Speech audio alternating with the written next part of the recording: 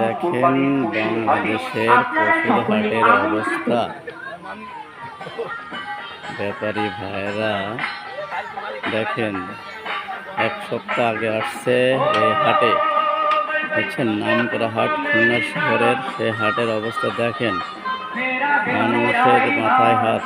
যে গরু 1 লাখ 1.5 লাখ টাকা দিয়ে কিনে আনছে, সে গরু বিক্রি করতে হচ্ছে তাদের 80,000 টাকা, মাত্র 80,000 টাকা।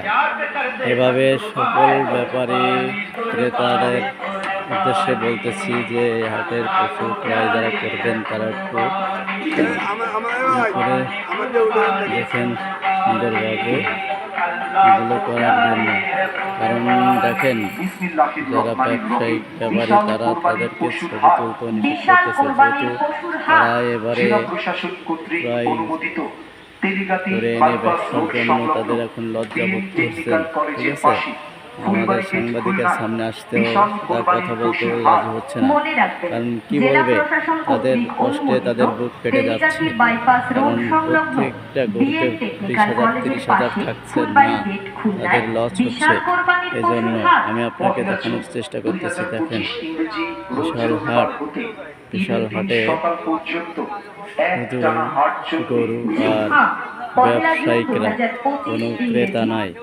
যখন কোনো ক্রেতা না থাকে তখন তাদের কি অবস্থা হয়, হয়তো আপনি মানুষ, আপনি বুঝতে পারবেন। ঠিক আছে, দেখতে চান দেখতে পারবেন। আমাদের এই ব্যবসায়িক যারা আছেন এদের দৃশ্য আমি আপনাদের দেখানোর চেষ্টা করতেছি যতদূর সম্ভব। ঠিক আছে, খুলনার ফুলবাড়ি গেট তেলিঘাটি সংলগ্নে যে হাটটি,